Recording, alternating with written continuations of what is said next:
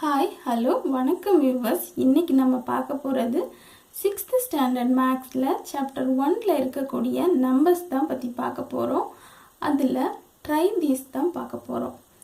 First question என்ன கொடுத்துருக்காங்க அப்படின்னா, give 3 examples where the number of things counted by you would be a 5-digit number or more அப்படின்னு கேட்டிருக்காங்க.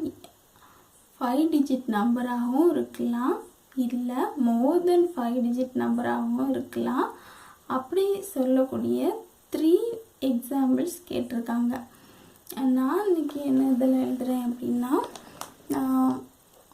First வந்து number of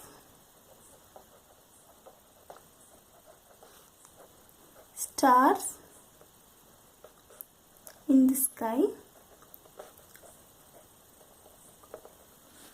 Next வந்து number of cars in India. Third, number of trees in Tamil Nadu.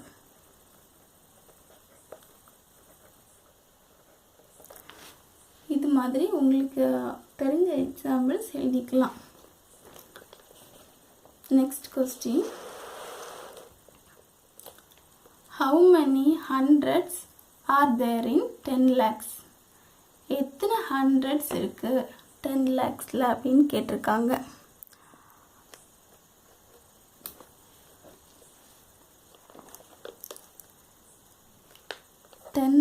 ல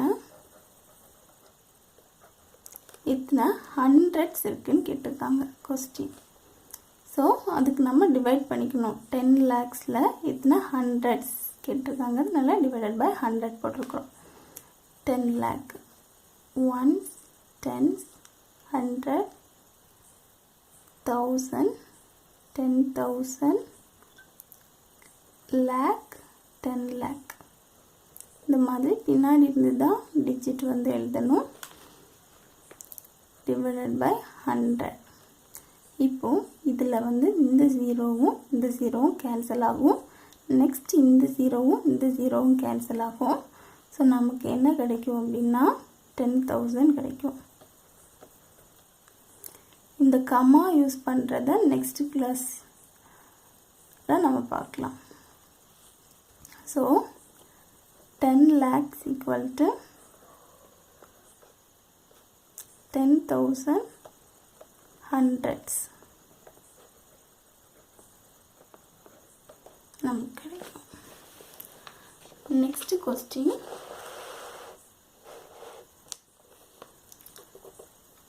there are 10 lakh people in a district. What would be the population of 10 such districts?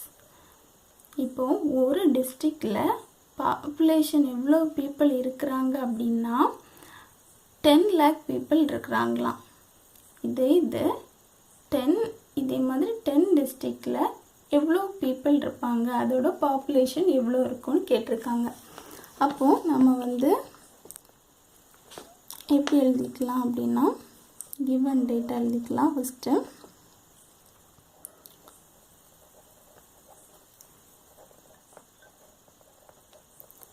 people in a district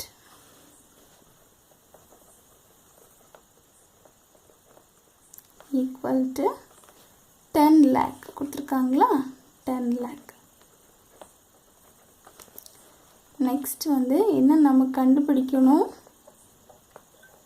people in 10 district நமக்கு தெரியணும். இதுதான் நமக்கு தெரியாது, இதுதான் கண்டுபிடிக்க போகிறோம். இப்போது ஒரு டிஸ்ட்ரிக்டில் இவ்வளோன்னு தெரிஞ்சிடுச்சு. அப்போ 10 டிஸ்ட்ரிக்டில் எவ்வளோவா இருக்கும் அப்படின்னா நம்ம மல்டிப்ளை பண்ணணும். மல்டிப்ளை பண்ணியாச்சுன்னா நமக்கு அந்த ஆன்சர் கிடைச்சிடும். பீப்புள் இன் 10 டிஸ்ட்ரிக்டுக்கு இந்த 10 lakh கூட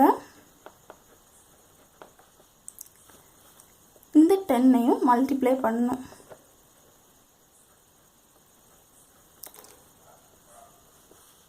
புரிஞ்சிருக்கும்னு நினைக்கிறேன். 10 lakh. ஸோ 10 lakh எழுதிட்டேன் இன்ட்டு 10 கவுண்ட் பண்ணி பார்த்தீங்கன்னா 10 lakh இருக்கும். Once tense 100 1000 10,000 lakh 10 lakh 10 lakh கூட இந்த 10 நான் மல்டிப்ளை பண்ணியிருக்கிறேன். என்ன கிடைக்கும் அப்படின்னா இது கிடைக்கும்.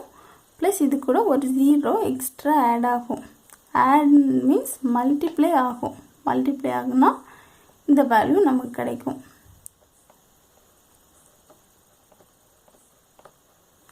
இப்போ பின்னாடி இந்த 3 இப்படி தான் கமா யூஸ் பண்ணணும். அது நான் அடுத்த கிளாஸில் சொல்லித்தரேன். நெக்ஸ்ட் கொஸ்டின் என்னதுன்னா, நம்ம இதோட ஆன்சர் என்னதுன்னு கவுண்ட் பண்ணி பார்த்தீங்கன்னா once tense 100 1000 10,000 lakh 10 lakh crore. So answer 1 crore. இதுதான் நம்மளோட answer.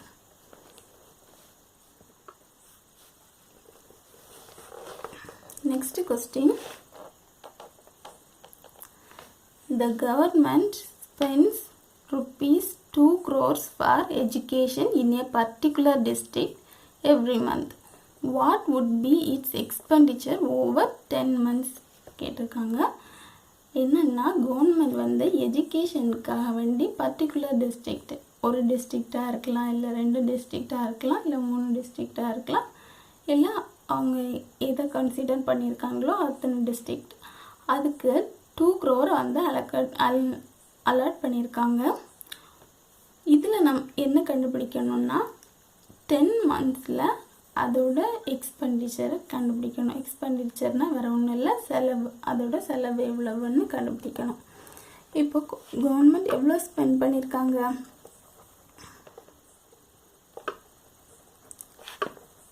Spends rupees 2 crore. 10th monthல பார்த்தாச்சுன்னா இதோட வேல்யூ நம்ம கண்டுபிடிக்கணும். இதுக்கு எவ்வளோ செலவாகுதுன்னு கண்டுபிடிக்கணும். அப்போ 10 crore is equal to number of month into expenditure.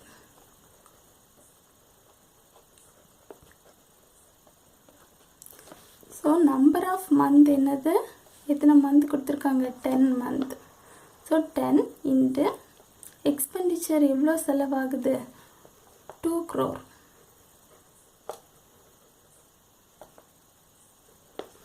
So 10 into 2 20 crore செலவாகுது. சரி, 10th monthக்கு 20 crore செலவாகுது. இதுதான் நம்மளோட ஆன்சர். இப்போ நம்ம நெக்ஸ்ட் கொஸ்டின் பார்க்கலாம்.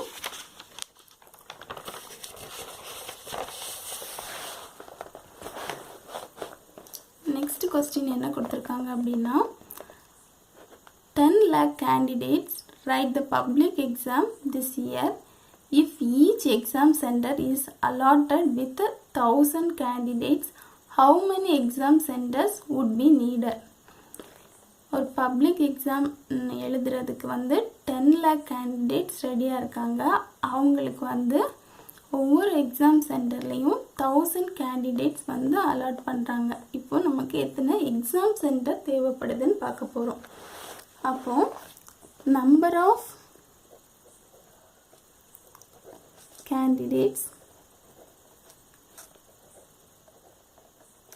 To write public exam equal to 10 lakh. எத்தனை கேண்டிடேட்? 10 lakh candidates public exam ready ஆகிட்டு இருக்கிறாங்க. இதில் ஈச் எக்ஸாம் சென்டர்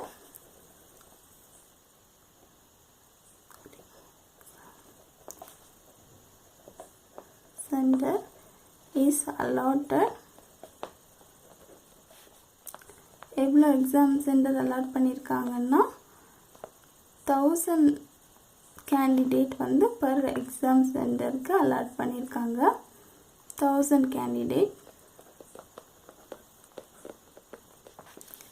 இப்போ எவ்வளோ எக்ஸாம் சென்டர் நமக்கு தேவைப்படுதுன்னு பார்க்கலாம். Exam centre needed. So total number of candidates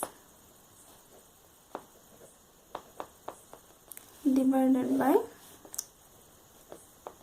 allotted centers. So total number எவ்வளோ candidates இருக்காங்க? 10 lakh candidates இருக்காங்க.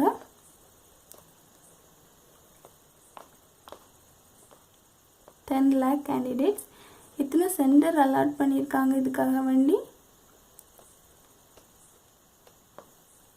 1000 centre.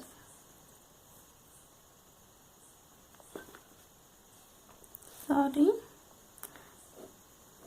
total number of candidate divided by allotted candidates equal to 1000. So total number of candidates 10 lakh divided by allotted candidates 1000 candidates. So வந்து ஒவ்வொரு exam சென்டருக்கும் allot பண்ணியிருக்காங்க. இப்போ நம்ம exam centres கண்டுபிடிக்க போகிறோம். ஸோ இந்த ஜீரோவும் கேன்சல் ஆகும், இந்த ஜீரோ இதுவும் கேன்சல் ஆகும், இதுவும் கேன்சல் ஆகும். ஸோ ரிமைனிங் நம்மளுக்கு என்ன இருக்குது? 1000 சென்டர்ஸ் நமக்கு தேவைப்படும். 1000 exam centre. So exam centre needed 1000 centers. இதுதான் நம்மளோட ஆன்சர்.